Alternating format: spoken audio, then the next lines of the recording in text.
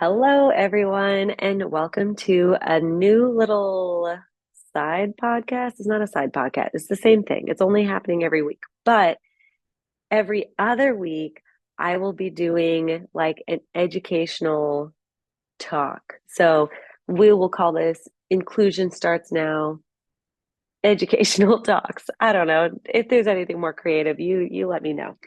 Um, so I want to talk about hand over hand this week, as that was the video this week that just went super viral. So many people had follow-up questions. So many people loved the example and wanted to use it in their schools of like, look at how this does not make sense. Like, why would this adult do it to another adult? Like, you can see that it's not consensual. Um, the adult receiving hand over hand did not like it. Um, and and then it brought up a lot of follow-up questions of like, well, I have a student that does not like washing their hands. Like, how do I get them to wash their hands? They have to wash their hands. How do we teach a child to take a sip from a cup? Like, we have to do hand over hand because they can't do it.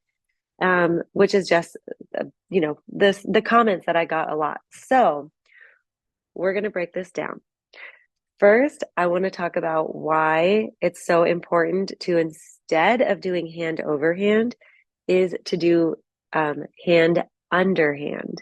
So that's pretty much what it sounds like. Hand over hand is when the educator or the adult is putting their hand on top of the child's hand and moving it. So that could be holding their hand with a pencil and writing with them. But well, in my opinion, that's for them. That's not independent. That's not them writing. That's not getting any data. None of that data is good. That is just a teacher writing while trying to have another child's hand on underneath theirs. It's not a thing. Um, the last hand over hand I saw while observing a classroom was a staff member getting kids to watercolor, and they were literally holding their hands and going water, paint, paper, water, paint, paper. And the child wasn't even looking at what they were doing. They were looking around. They were stimming with their other hand. They were not engaged with the activity. Why would they be engaged in the activity? Someone's doing it for them. So it just does not make sense. Um, so really the three things that hand over hand takes away from students is it doesn't let them consent to the activity. It doesn't teach them about self-advocacy, and it doesn't teach them independence. As I said, none of that is data that you can track. If you are putting your hand on top of the child's hand to write their name, you have no idea what they're capable of doing. Now, here's the argument I also get a lot, that if they're like asking for help, if they're trying to write and they're getting frustrated because they don't know how to make the right pencil grip with their hands, the thing that I think a lot about is sign language. When a kid, like, okay, so if you're going to sign I love you, which is your pinky finger up, your first finger up, and your thumb. And then the two middle fingers are down towards your palm. So that is the I love you American Sign Language sign. But if you try to teach it to little kids, they have a really hard time because they don't have all that like dexterity, if that's the right word, like of being able to control each finger. So sometimes you might need to help them and, maybe touch those two fingers that need to go down, gently push them down for them. But if they're sitting there fighting you, be gentle, like let go. don't don't fight it if they're not able to, like, give them time to think about what muscles they have to use to get those fingers down and separate it, because that's a different hand signal than what they're used to doing. So that is when people are like, well, what if they ask? What if it's something like I need to show them how their hands should be? If there is a way for the child to give you consent, that's fine, in my opinion. I know personally for me with my kids, if uh, if they need my help and my hands are over their hands, it's always very lightly. Like, it's kind of nudging them in the right direction, but they always have the opportunity to move their hands. if that makes sense. You can't, if you're listening to this, you can't see me. So you are not watching me awkwardly trying to figure this out with my hands in front of me. Okay. So hand underhand gives the student the opportunity to engage in the activity. And that is what we want to see as educators. It doesn't matter if they're just going through the motions and getting through the day. We want to make sure that they're learning. And if you don't know if they're learning, then you don't have a way to communicate successfully with your student yet. And that's fine, but you cannot just bypass that step. It is so important to learn how they receive information and how they give information. I can't think of that word either. You guys, for anyone who is like new here, I am a mom of two small children. My mom brain, mom fog, whatever we want to call it, it's real. My vocabulary has decreased. But excuse me, you're here and I love it. Um, so hand under hand is all about like that they get to initiate, they get to pull away if they don't want to do it. I've also had people ask me, well, what if they keep pulling away? Okay, they're not interested in what you're trying to show them. Why are they pulling away? Is it a sensory thing? Are you trying to get them to use glue, even if they're not touching the glue? It doesn't matter if you don't think it's a big deal. The kid thinks it's a big deal. The student thinks it's a big deal. So you need to go from their perspective. I've had a student who didn't even want to touch a glue bottle because they did not like the feeling of glue. And so they associated the feeling of the sticky glue part with the bottle, and they were very afraid of the bottle. And my goal with that one student was for me to squeeze the glue stick and him just to have his fingers near my hands. And that was it for like a week until he got more used to it. And we would talk about the glue, and it was a thing. It's a process. Um, and then advocacy. So that I hope, wait, I was saying initiating. I'm going to say that's more independence. What I just went about is hand under hand gives a lot of independence to the student. And again, that's where we want that data, you guys. That's where we want to track data. So if okay, I'm going back. I'm not even getting to self advocacy yet. We're going back to independence. Say you want to know if they can spell their name. Writing their name in highlighter and then hand over hand writing their name, even if they're looking, that's not them. That's not them writing their name. And I don't care how much, even I know that there are so many teachers out there that are like, no, but they love it. They want me to put their hand on their hand. Like they won't start until like whatever. Now we got to teach them not to because now they're too reliant on you. So there's really no winning here with hand over hand, hand under hand. Um, you want to know if they can write their name. Maybe you can do highlighter and see if they'll trace it. Maybe you can give them big like squares or something and have them write the letters in the squares. Maybe a thick black line. Maybe they'll look at their name and copy it onto another line. Maybe they will have flashcards or little letters of their name all mixed around and they have to spell it out the right way. And then maybe you glue it on or tape it or they glue it on. Who knows? There are so many ways to figure out if they know their name, know how to spell their name, give them their name and a word like cat and be like, where's your name? There are so many ways to test what information they know. But it really does boil down to how creative can we get. So what is the point of the activity we're trying to get them to do? So for example, let me go back to that painting. It was like a fun activity they were trying to do, but is that fun? That seemed like the para was stressed out because they felt like these kids all needed to watercolor before recess and the kids were not interested. So it was a waste of time, a waste of paper and paint. And I can promise you, as the observer, no child looked into it. And this is another place where people, like allow the kids to explore. Let the kids go paint water paper.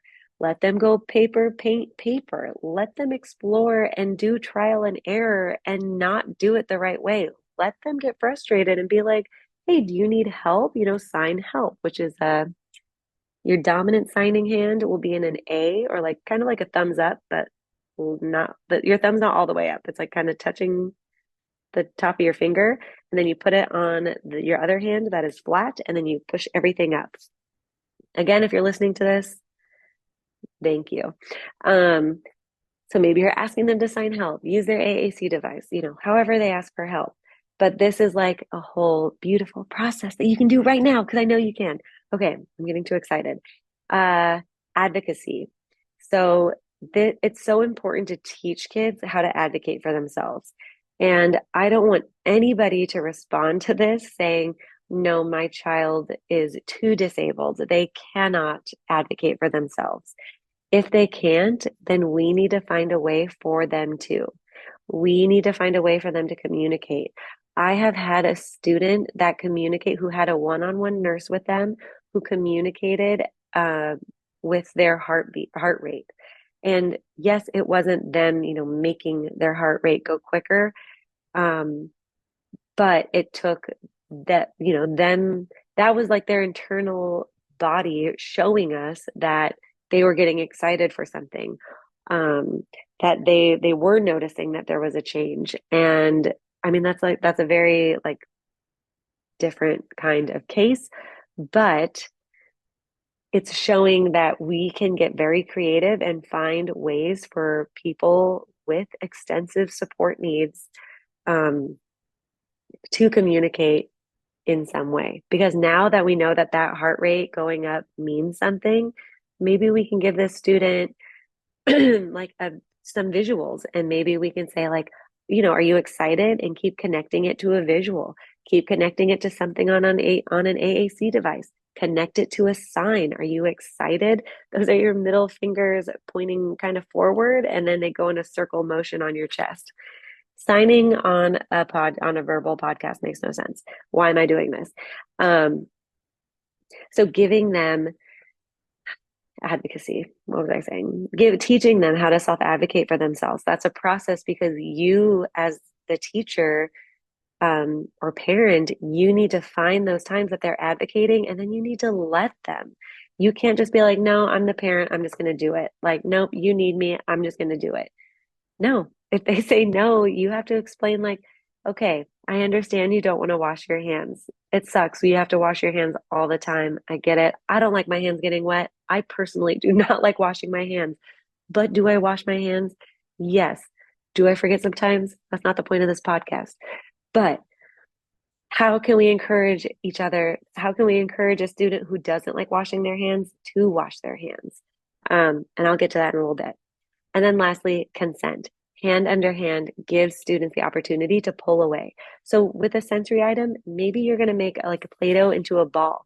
So you can make the Play-Doh into a ball, and they can have their hands on your hands, feeling the motion of your hands moving, maybe the pressure that you have on the ball. Maybe you flatten the ball, and then maybe you go to roll it and they're putting their hands on your fingers while you're doing a new motion.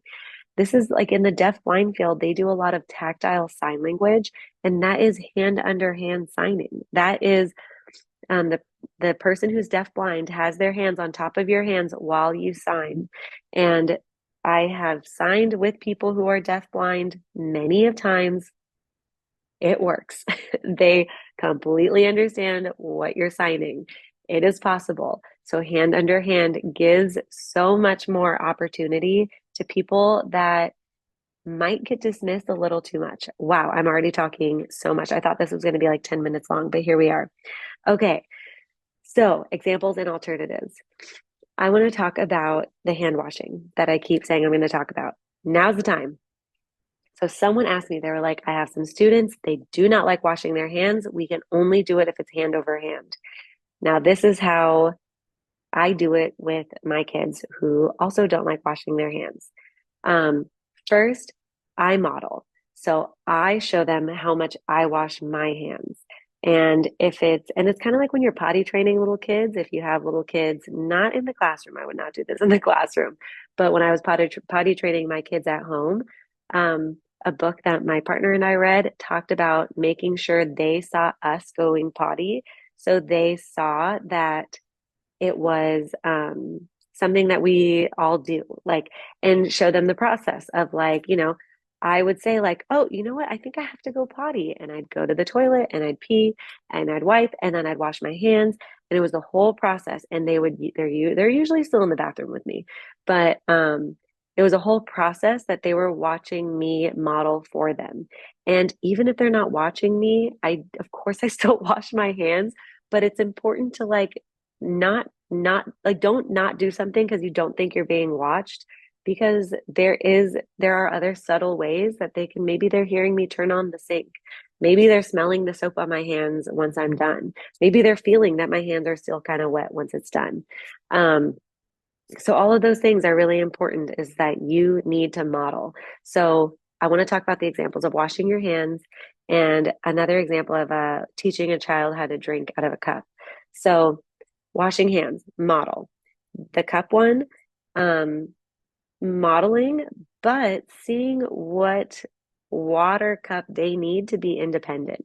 Um, because when this person asked me, my first thought was like, well, how many cups have you tried? Are they just drinking out of a water bottle? Are they drinking out of a water bottle with a straw, with a sippy cup, open mouth lid thing? I don't know how to explain it.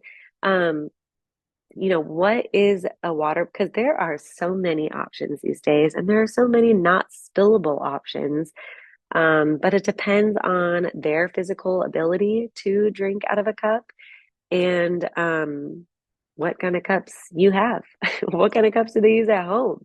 So, modeling, having the proper accommodations.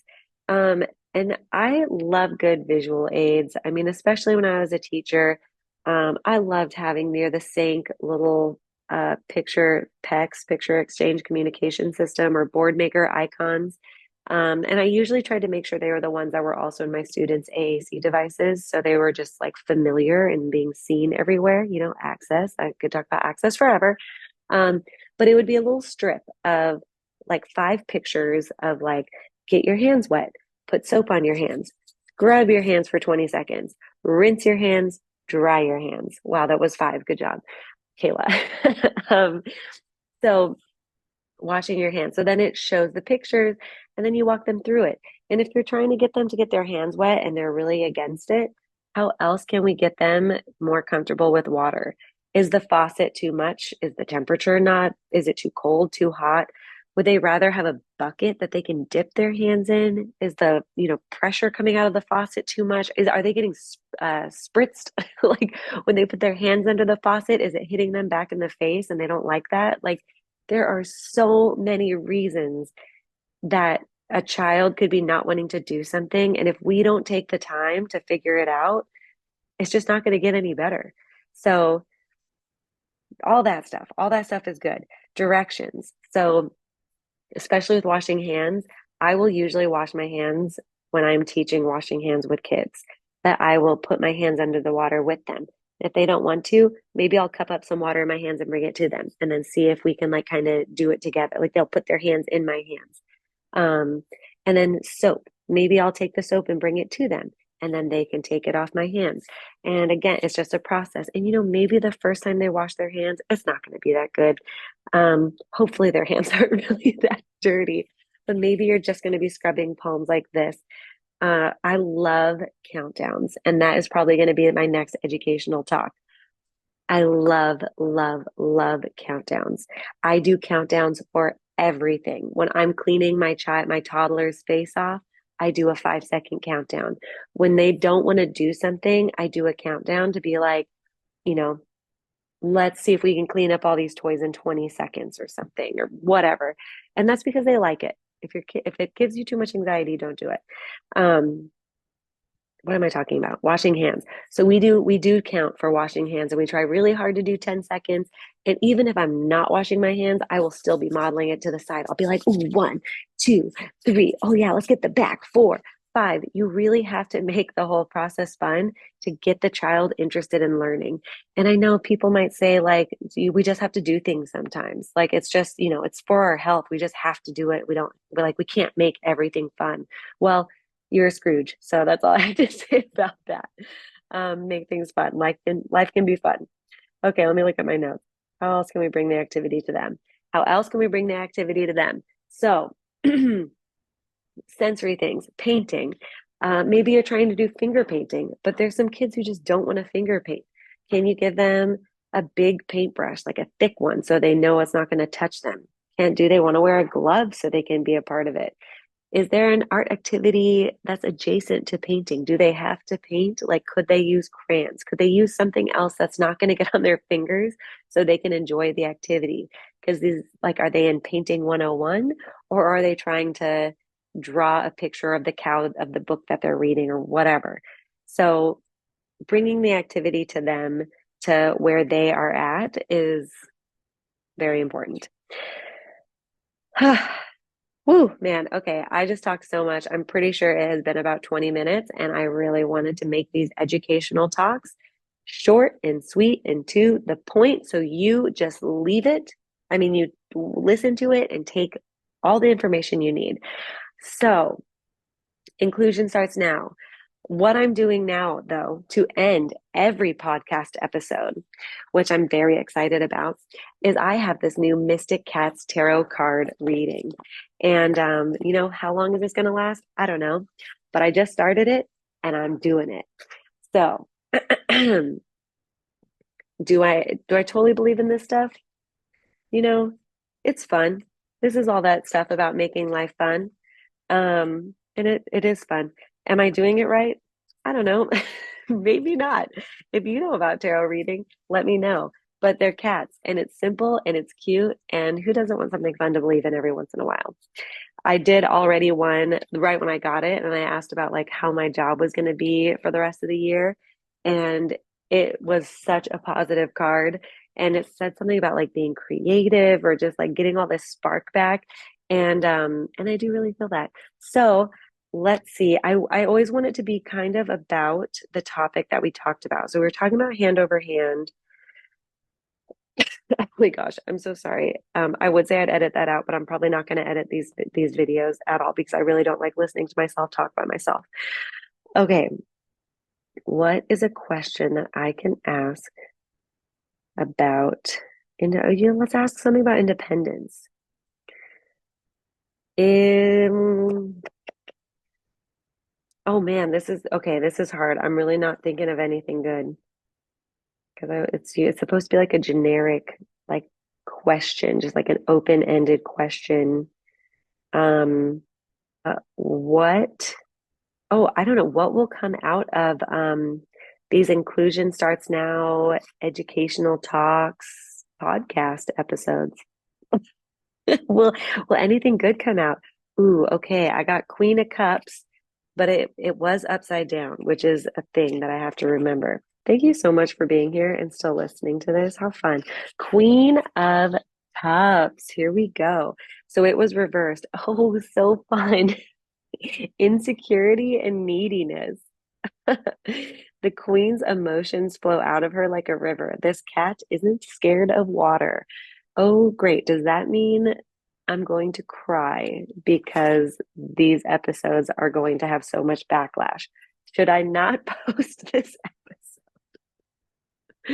Oh my God. Okay. You have confidence in your emotions and boundaries. Your calm energy and immense empathy draws people in, and you can support others without being overwhelmed. Kindness pours out of your heart. Okay, so maybe I'm going to just take it as that I was asking that question out of feeling insecure and a little needy. And I can 100% say that imposter syndrome is totally real. I talk about it with, I feel like so many of you, and it's real. That I don't know anyone who doesn't have imposter syndrome. I just think is narcissistic, and I mean that in the most supporting way. Um, but I am pretty confident with my emotions and now boundaries. All thanks to this book called Set Boundaries, Find Peace by Nedra. I forgot her last name, but it's a great, great book. And if anybody is looking to make better boundaries at work, in your relationships, with your family, with your life, with social media, that's the book to read. There's some cheesy examples, but still phenomenal book. Okay, well, Queen of Cups. That's my card. Cute little kitty cat. Oh, again, if you're listening to this, you don't get to see it at all. It's a cute cat. Go listen to this entire podcast again on YouTube or Spotify, I think does my videos now. Anyways, thank you for being here. Inclusion starts with you, and I just want to help. Have a good day. Bye.